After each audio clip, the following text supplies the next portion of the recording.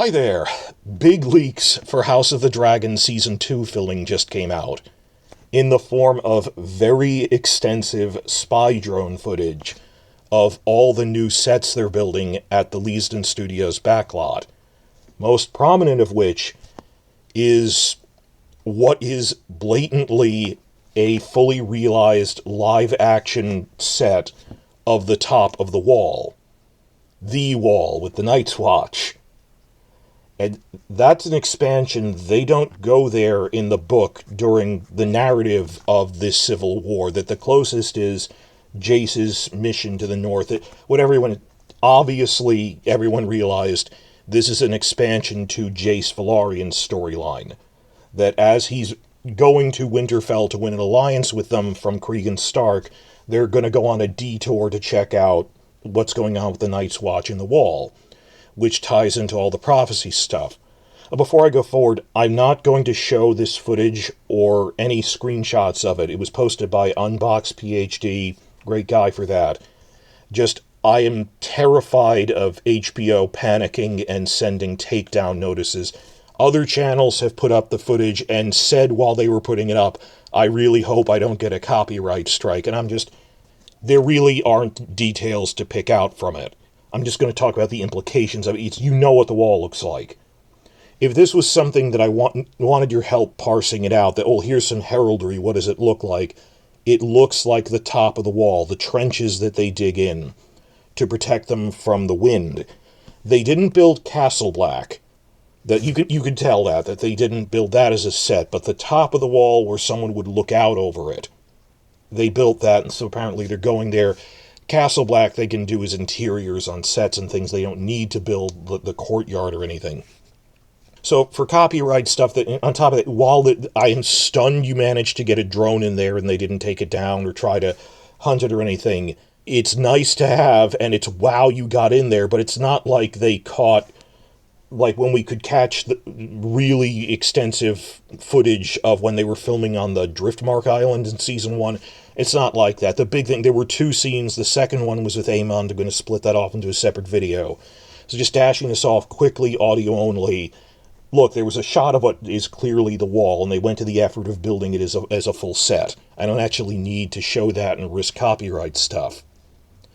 Moving on from that, like I said, this is exciting because it's clearly an expansion to Jace's storyline, and something that the show has expanded on from the books.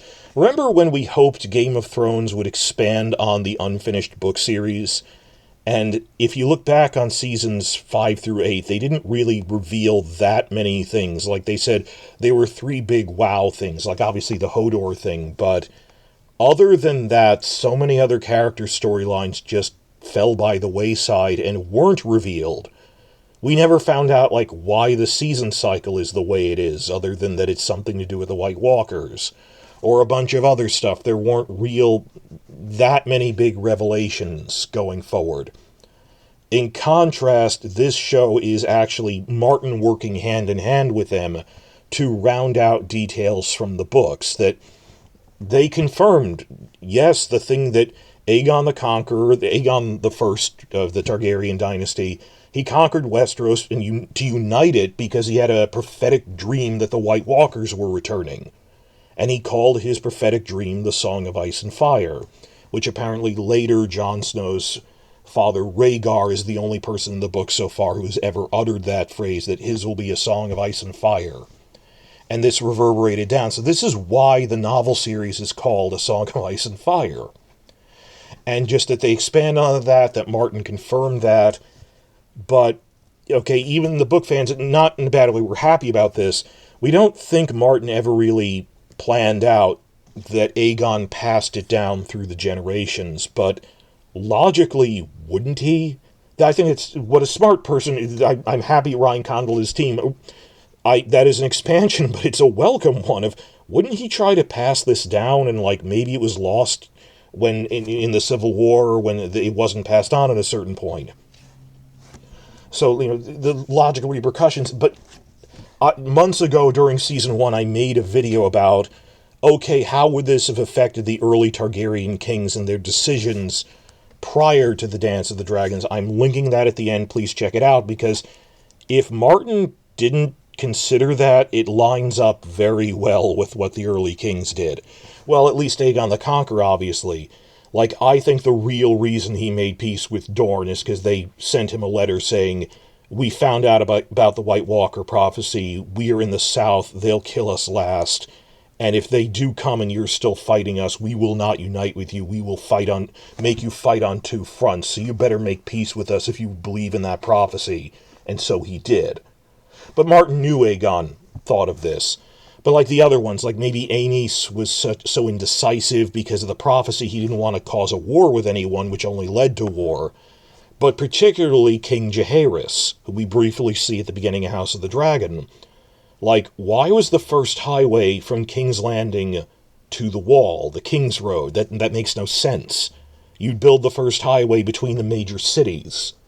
Other things he did, or particularly the biggest one of these, which I really hope they touch upon in Season 2 with Jace when he meets Cregan, is that they complain about that Jacaerys carved out lands from the Stark domains by adding the new gift to the lands of the Night's Watch. They have this land immediately south of the Wall. You started seeing it in like Season 4 of Game of Thrones. And they explained it's called the Gift. It was land gifted to the Night's Watch that they rule directly, where the stewards raise their crops and things, just immediately south of the Wall. Jacaerys doubled that with the new gift, like through eminent domain, essentially, that the Starks were never involved in royal politics in the entire first century of Targaryen rule. And all of a sudden, back at the Great Council that you see at the beginning, they voted for the Velaryons, and everyone thought it was really weird, and they explained, like, you think about, like, some local backwater, rural state, basically, who doesn't get involved in large-scale politics, suddenly voting for the outsider candidate. And it's, well, the government seized all of our farmland through eminent domain, and we felt really upset about it, so we voted for the other guy. That why would they, of all people, be Team Velaryon? Now, in the books, it was actually the final vote was between Viserys and Laenor. The TV show changed everyone's ages around a bit to make it between him and Rhaenys, but fundamentally, I didn't think that was a crazy change, because it was a vote on Rhaenys' bloodline. That could inheritance go through a woman to Laenor?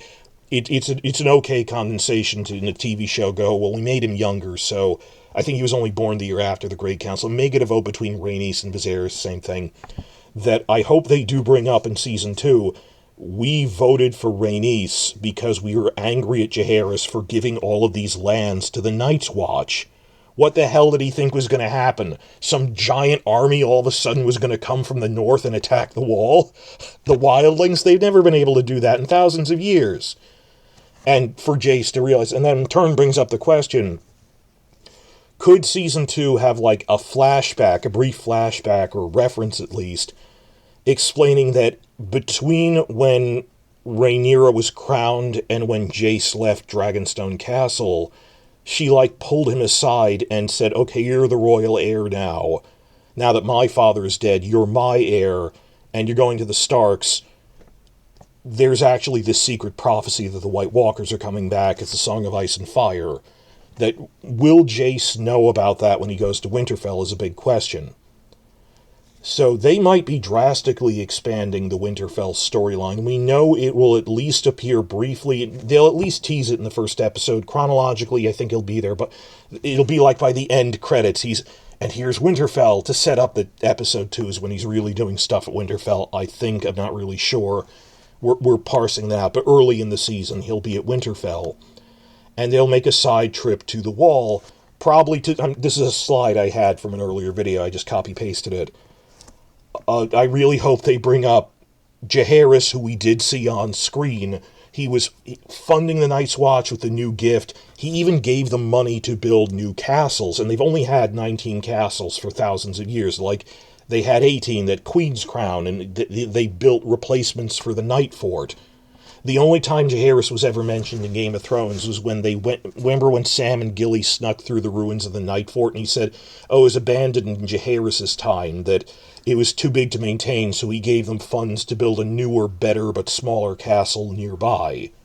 That's where Jacaerys came in, so Really hoping that I had already hoped that Season 2 would bring up I call it the New Gift land deal. It was really a land seizure, which ties into the Great Council, but it looks like they're explicitly going to go to the Night's Watch and maybe round out stuff about the prophecy. This brings up a bigger question which I want to leave you with.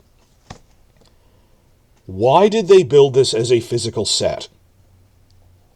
When generally they have shown restraint doing that, and in Season 1 they would use a virtual set if it wasn't something they were going to do a lot with. Case in point, Storm's End. There is no physical set for the exterior or even the interior of Storm's End. There's just people talking in one room. And that's a smart idea. They said, of when do we use the virtual set? It's when it's somewhere a camera can't go, like a mountainside on the Dragonstone stairs. They said the camera couldn't get there. Or cost benefit, it's not worth building Storm's End relative to the amount of use we're going to get out of it. As opposed to Benioff and Weiss, who were going crazy, throwing money they didn't have at fully realized sets they didn't use, then turning around and telling us, we didn't have enough money for the Direwolves. Direwolf money went into sets you didn't bother filming. Okay, and that compartmentalization, they really didn't see the contradiction there. That you act like you have infinite money, then turn around and tell us, oh, there wasn't money for that. This is where it goes. But no, they have shown restraint doing that.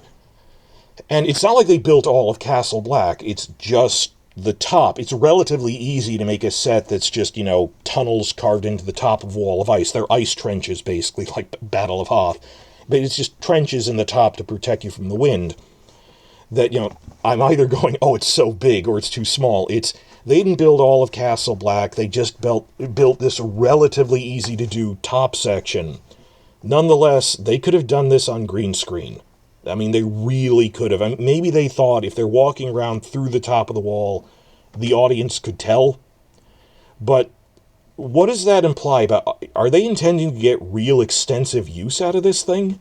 They wouldn't have built it without a reason. That they could have green screened this is interesting.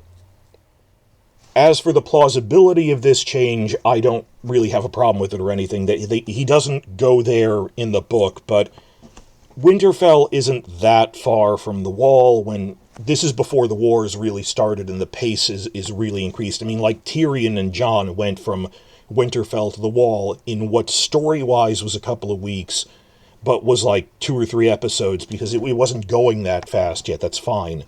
Sorry, the bad memories of Season 7 where people were zipping around back and forth to the Wall from Blackwater Bay. But no, the Jace takes a couple of days or even like a week or two to get to Winterfell, and he spent a couple of weeks at Winterfell being feasted, negotiating the contracts and alliances, that he was there for enough time that he could have made a day trip to the Wall.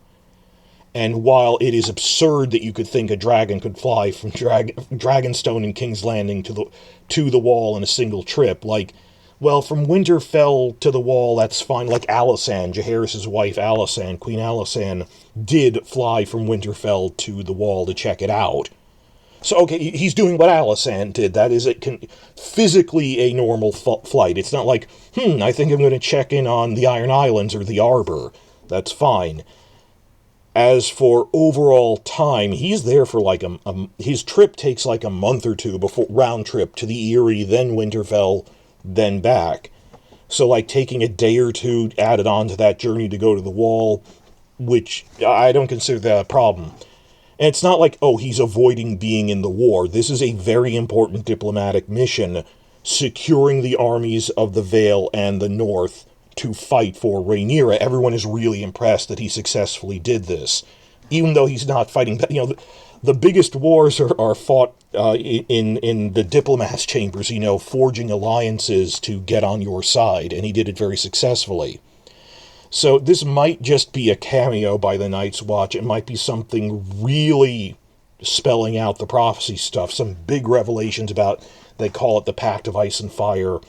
If nothing else, I really hope they bring up what Jacaerys did with the new gift, and did he tell the Starks, did they know Did Torrhen know and pass down this knowledge, or is Jace going to be the one who has to tell Cregan, because he thinks he maybe kind of might believe him, that, look, we have this prophecy the White Walkers are coming back, we need to keep the realm united, we need you to help us bring a quick end to this war by sending your army south to reunify the realm. Maybe that's what's going on here, I don't know, but every time they've made an expansion, we've generally been pretty happy with it in this. They're doing things normal people would do. That's a really good expansion. Why not have him check out the wall?